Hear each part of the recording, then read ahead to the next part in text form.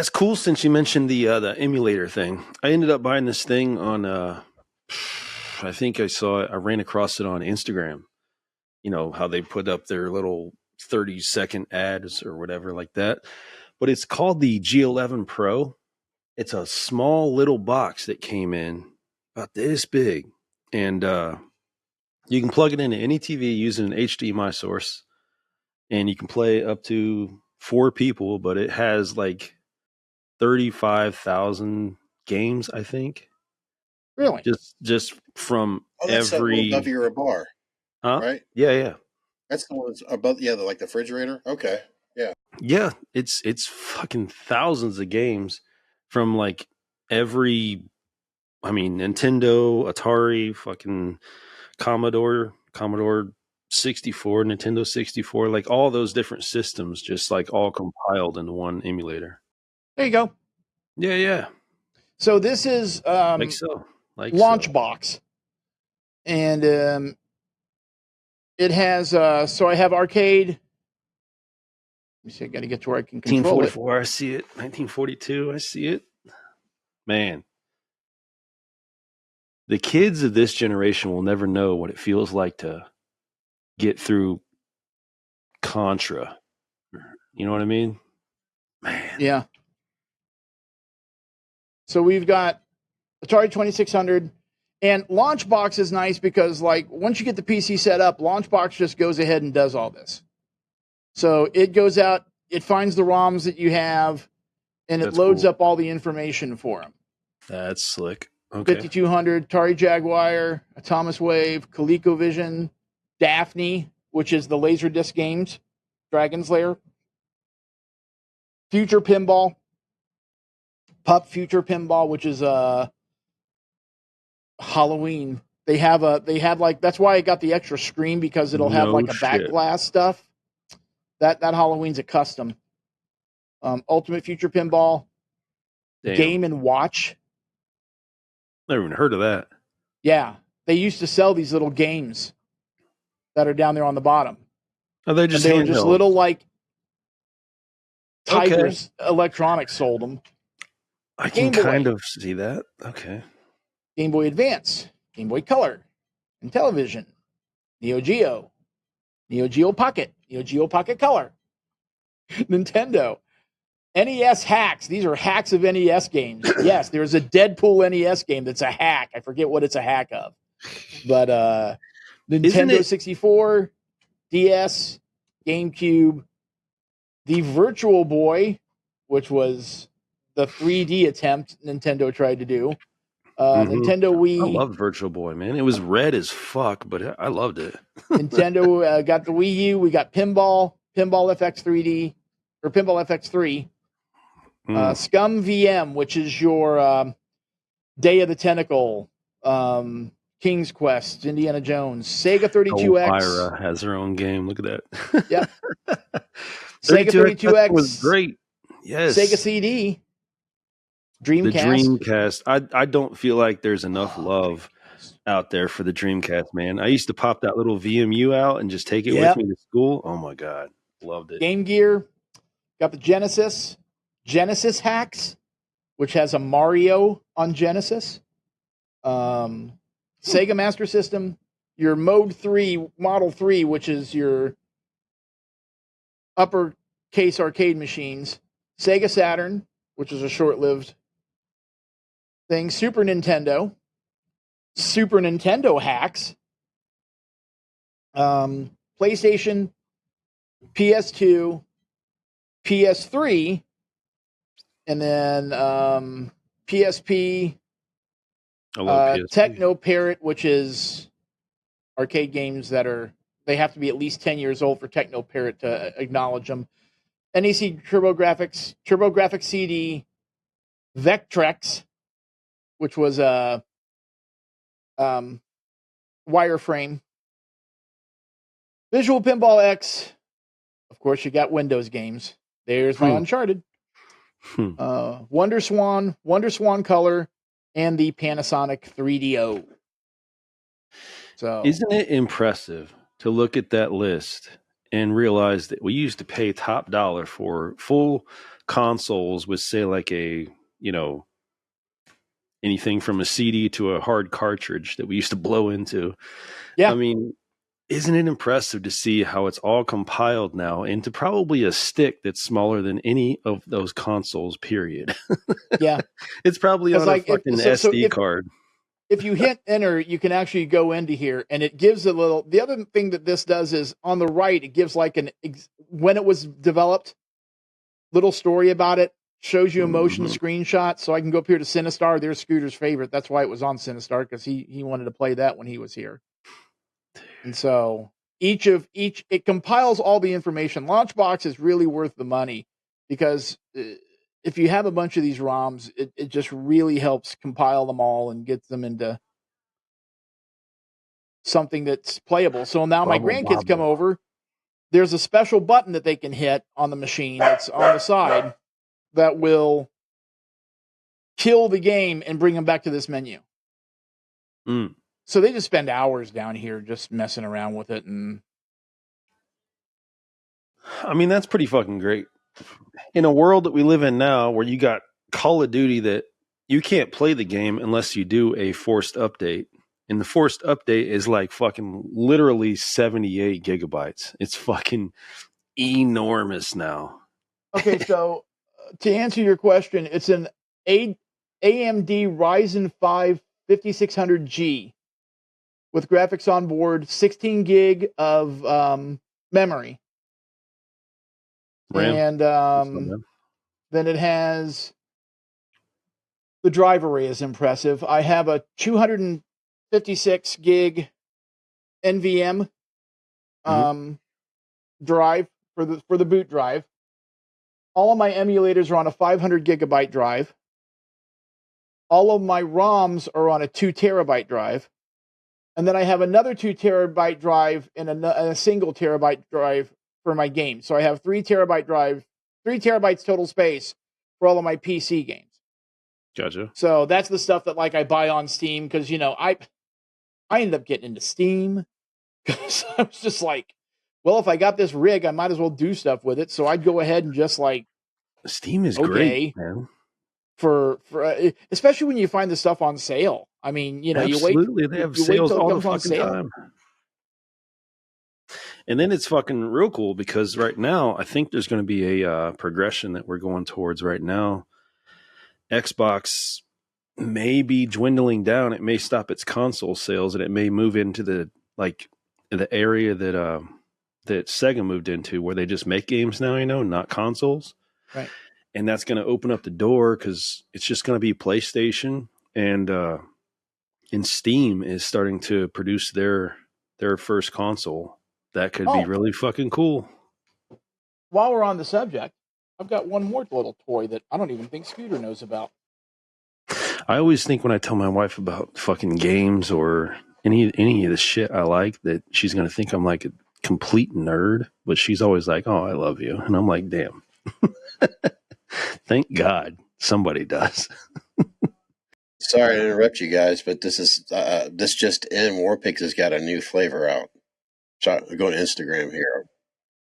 Here I'll show you real quick. Bouffant jellyfish, huh? That sounds awful. Oh, fuck. I know, but now I got to get it. It's not. Trust me, folks. We'll get back to the games real quick. This is just what the fuck you drinking. This is I've been trying to with Instagram, basically with what the fuck your productions ordeal, just to help things simplify. I'm trying to get all the stuff that we talk as a whole, and I've been following all these IPAs. And Chris and I came across War Pigs, and You came across War Pigs. I did not. well, shh, just okay. I love it though, folks. I love it. It's fucking good shit. Anyways, this is a new flavor. I've got to go to Myers and see if they've got it there this weekend. At least I think it's a new flavor. So this is like where I toss a coin in the air and it's 50-50. Sour ales are usually really good or really fucking bad. Yeah, I know. Yeah. Oh, yeah. Foggy Geezer, that's their popular one. It's all fucking blinding light show. And I think, did we try that? Ooh, what's this? We got an audio.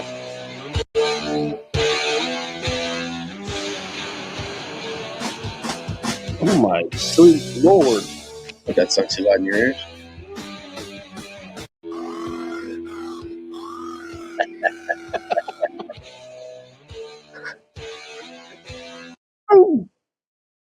Foggy Geezer. That, of course, is the bass player for Black Sabbath. Ooh, what the hell? That fucked me up. Raise the Dawn. That looks. Ooh, it's chocolate. Never mind. Doesn't that mess you up? I gotta have a beer that bites me in the ass, lets me know, hey, you're drinking something alcoholic. I need something bitter. If I get something sweet, I don't like it. So yeah, Scoot, the one thing that you haven't heard about. Get the damn thing out. I have a Pow Kitty. Oh, is that Steam Deck? It's a Steam Deck ripoff. That's a fraction of the price. This is like $60.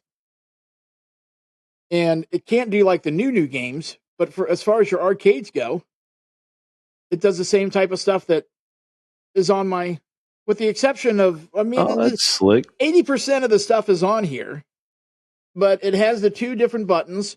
It has Bluetooth. So I've got Bluetooth controllers. Mm-hmm. So I've got 2 of these. So I can just take this somewhere, hook it up to a TV with HDMI, with a mini HDMI port, and then we can just sit there and just play games all day. So, yeah, absolutely. Hell but yeah, Pow Kitty makes it. It's actually the only thing that I had to wait for to come over on a boat, because it actually came. Yeah, I was gonna say, where's that from? But yeah, it seems that the contention is that there's a preservation going on here for these ROMs. There's a lot of arcade ROMs. I think I told you that, like Burger Time. Burger Time had a sequel, and the ROM was ready to go, but they never released it in the arcades. Not to mention, so like, you hear all these places that are like, you can have 15,000 ROMs. What they don't tell you a lot of the time is those are like duplicates. There were 7 different ROMs that were released for Mortal Kombat 2. That you could just take the chip, put it into the arcade machine, boom, you got a new character. Or they fix so when they're talking ROMs, they're usually talking about individual ROMs. And what I've done is I get rid of all that shit. I want the different American ROMs. I don't want to include Japanese ROMs. I don't include anything like that. But like when you get into the retro scene like I am, it's a preservation deal. It's no longer, I don't sell this. I don't sell my ROMs. I don't do anything like that. I'm not stupid. Any of the newer stuff like PlayStation 3, I own the stuff that I have. Because but like, if you were to go out and try to buy a Pac-Man game tomorrow, you can't do that. Who are you really robbing from? Yeah, that's like going out and buying a 1969 Camaro, then it's unmolested. It's not going to fucking happen. Like I say, it's just something that I keep for me and myself and I, and to teach the biggest thing was to teach the grandkids about history. I mean, when my grandson first got a hold of it, I made him play Space War, which was the very first arcade game ever made. It's like it looks like Asteroids. It's the vector graphics. Yeah. But it only has 2 ships and it has a sun in the middle. That's all that's on the screen. And you're just trying to shoot the other guy. But gravity's involved because you get sucked in toward the sun. And that was called Space War. And that was the first arcade game ever made. And then I really blow his mind by showing him 2600, what I played as a kid. My console with the block graphics and yeah. But what the neat thing that they've done with that is they have a new version. They have 2 different versions of Pac-Man. So the Pac-Man for the 2600 was one of the worst arcade game or console games ever made. It's blocky as hell. The mouth either goes left or right. It doesn't face up or down. It was just ugly. It didn't look anything at all like Pac-Man. It was just absolutely but they were trying to do a money grab with it. The Still do it. people now have taken that hardware, and because of emulators, are able to make a 4K cartridge of Pac-Man that looks and breathes like Pac-Man, like the real thing. You know, and so it just shows what they can do. Actually, there's even a guy out now that he releases games for the 2600 still, cartridges, full cartridges for it. Yeah. I mean, there's a big community out there for retro games. So when you Like say games, that's what I mean by refurbished or games. No, what are we real, talking? honest to God, brand new, just wrote this game, got a cartridge, made a cartridge for it. Here it is. If you still have a 2600, you can plug it in. He's creating the circuit board. He's creating the plastic. He's doing all that. Mm-hmm. They're still That's being, fucking wild. They're still being done today. But anyway, so that's all. It's a maybe I said too much. FBI at my door. But, to add to your story there, I made my girls play. Oh God, because they love Mario Kart, the newer Mario Karts. So I made them come out here. You got to play the old. You got to play the 64. You got to play the Super Nintendo. Got to play those. And then I made them play Super Ghosts and Goblins. Oh my God. Yeah. Where when the guy loses fucking lance and shit. Yeah, and then when the guy gets down to his underwear. Yeah, when he loses his arm. Oh, I love that game so much, but I fucking die on the first level nonstop. I don't think I've ever made it through that game. That's the other thing about MAME. The one thing that's nice about MAME is there's cheats built into the damn thing. And these different emulators, like you can have, there's an emulator. There, huh? Most of the emulators have cheats built in. So like when I have my grandkids play Pac-Man, I turn off or I put on invincibility so that the ghosts just go right through them. They don't die. So they can get used to moving the joystick. I can recall like being so pissed off with the game that I actually went to like Blockbuster to buy a fucking Game Genie. Not buy, but rent. Rent? Yes. like I can't pass this fucking level. I'm going to get that fucking Game Genie and I'm putting that shit in there. That used to be our cheats. You used to have to have a mod on top of a mod and then plug it into the fucking thing. That's how fucking outrageous that was. I want to bring in some old, and then I want to ask both you guys. I want to say it's all gaming, but something. Basically this is Thursday, right? Was it Flashback? I don't know Todd, do you remember? This is when. Well, eventually, we may get into another episode because the two of you basically grew up in the same town, but we won't go there now. But I know for a fact that, Todd, you started designing or creating a game where it really relates to man cave, a bar concept, where we were using... It was Scooter's Place. Yeah. So there was... So absolutely, swear to God, and I think somewhere in the annals of this... my house somewhere, I have no idea where. So there was the Atari, I had an Atari ST, and Atari ST had a thing called STOS, STOS, and you could create your own games with it. Basically, you could create your own sprites, you could create your own, and basically Scooter's Place was just a ripoff of Tapper. That's all it was. Hey, real quick, what the fuck did I have to do? I don't remember, because I can, give me when it comes to a computer, I could fucking use my software to edit with my eyes closed. But anything else, nah. What the fuck did I have anything to do with that game? I don't remember. Just because you always wanted your own bar and I gave it to you. I guess it was your place. Back then when we were teenagers. That's the only thing. I swear to God. You kept on talking about Scooter's Place, and I'm like, you know what? I can do this on this computer. I'm looking for an idea for a game. That's the first rule. You need narration, but you got to have a place. You got to have a locale. So I'm the Steve Jobs of all this. I bet your bladder is about to explode. Well, Chris and Scott, they'd like to help you out. How's that, you say? By simply subscribe, liking, and sharing to Meet Us in the Man Cave, where we can finally achieve those YouTube ads, and you can finally go take a piss. To the present time, 2025, Hmm. I know Chris I know you well enough, Chris, and I know Todd well enough. If the two of you and Todd just agree with me, please, here, because you've got responsibilities. But in a dream world right now, the two of you could get paid to play games today. We all know Anybody Twitch. can. Anybody. You have no idea. If you start it, they will come. There are people out there that if you've got just some kind of a, Todd, I wasn't finished, but okay. I'm sorry, go ahead. I know what you're going to say.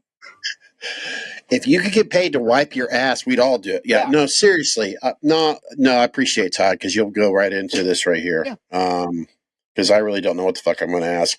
I'm just trying to get to an audience perspective right now for people that are the 2.5 people that are watching at this point of the podcast that are gamers. What would you, Todd and Chris, recommend if you were going to get into gaming for a living? There we go.